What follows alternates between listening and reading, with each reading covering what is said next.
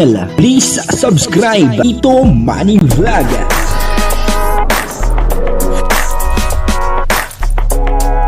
Payagan po si Tito Manny Vlog na mag-reactor para pambiling gamot sa kanya pong karamdaman. Wala man siyang records ng ng awayan. Beneficiary ng kalingap, yung ibinibigay pinangiinom lang. Bakit po kaya ganun? Papanoorin po natin yung video at bibigyan po natin ng konting reaction. Pero bago po yan, ako muna po ay bumabati sa inyong lahat ng magandang umaga, magandang tanghali at magandang gabi sa inyong lahat mga kapatid. Saan man kayo ng panig ng mundo naroroon ngayon ay mag-iingat kayo palagi at pagpalain kayo ng ating Panginoon. Maraming salamat din po sa patuloy na tumatangkilik sa aking YouTube channel at nanonood sa aking video reaction.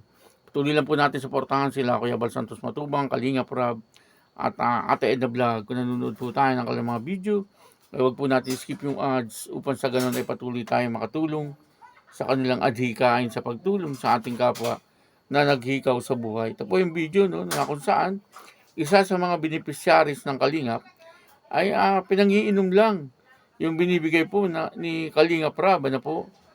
Sayang naman yung mga pagkakataon kapag sana tinutulungan ay pinapahalagahan. Panoorin po natin yung video at ang kabuuan po ng video ito ay mapapanood po natin sa YouTube channel ni Kalinga Prab.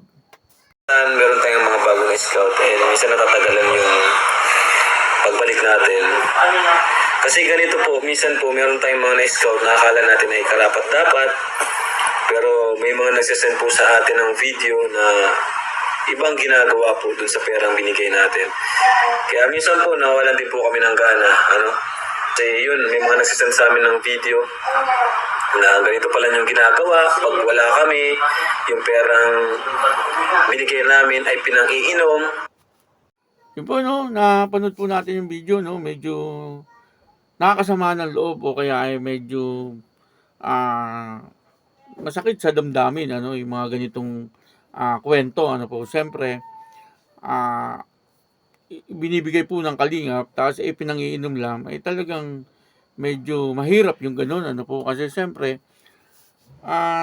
hindi po nila pinapahalagahan yung tulong na binibigay sa kanila, kasi may mga tao kasi na palibasa hindi nila pinaghirapan, ay baliwala lang po sa kanila, yung natatanggap nilang pera, na ibinibigay ng Kalingap, minsan po kasi, may mga nai-scout sila na akala nila okay, kagaya nga po ng sinabi ni Kalinga Prab, akala nila okay, pero pagtalikod po pala nila, iba po ang ginagawa.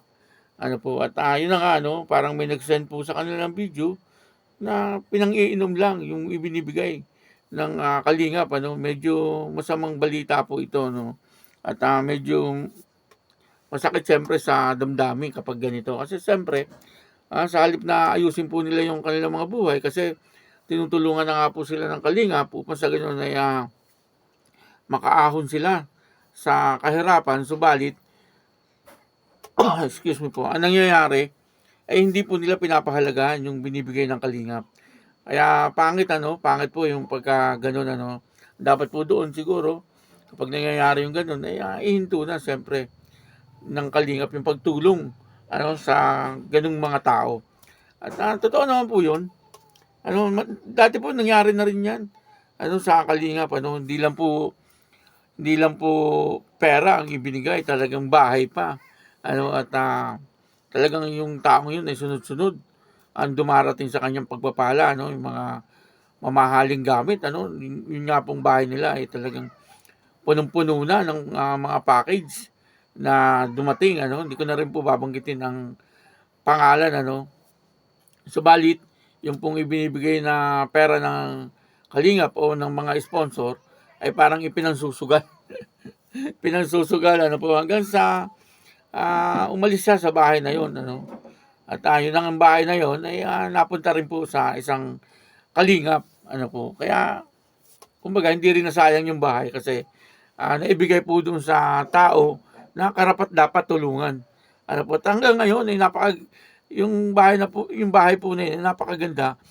Ngayon po ay mas lalong pinaganda nung tumira, yung tumira po ay isang vlogger.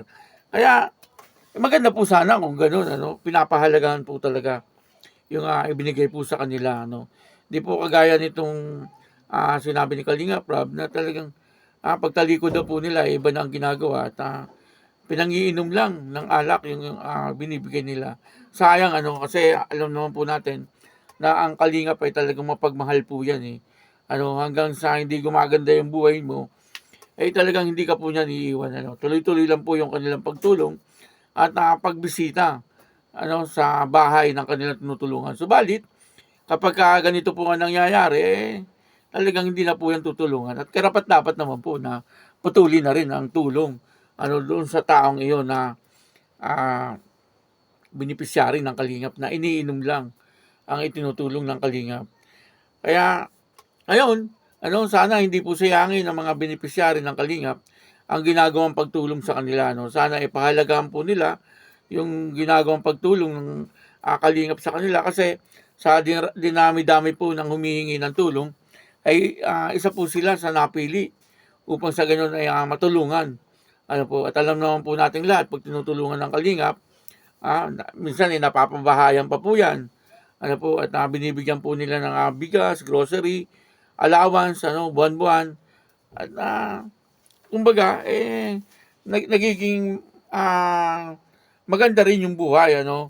Bagamat hindi yumayaman, pero nagiging maayos po yung buhay, ano, kapag natutulungan ng Kalingap. Ano po, kaya, ayun, ano, sana po, ano, doon po sa mga beneficiary ng Kalingap, pahalagahan po ninyo ang tinutulong ng Kalingap. Kasi sayang, ano po, marami po naghahangad na matulungan ng Kalingap, ano. Kung kayo po ay isa sa napuntahan ng Kalingap, ano po, isa po kayo sa na-scout ng Kalingap, at nag-umpisa po ng tumulong ang Kalingap sa inyo, ay pahalagahan po niyo ito kasi hindi na po yan mauulit, ano. Ang mga blessing at pagpapala na darating sa inyo hindi lang po galing sa Kalingap, ano, galing po sa mga iba't ibang sponsor na makakapanood, ano. Ganun po ang nangyayari sa mga binablog ng Kalingap. May mga sponsor na naaawa at pinapadala doon sa binablog ng Kalingap. Kaya sana pag tinulungan po kayo ng Kalingap ay mahalin nyo. Kaya yan po, no? Maraming salamat po sa inyong lahat. At patuloy lang po natin suportahan ng Team Kalingap sa pangunguna ni Kuya Bal Santos Matubang, Kalingap Rob, at Ate Edna Vlog. Ako po si Tito Manny Vlog na nagsasabing God bless you all. Diyos mabalos.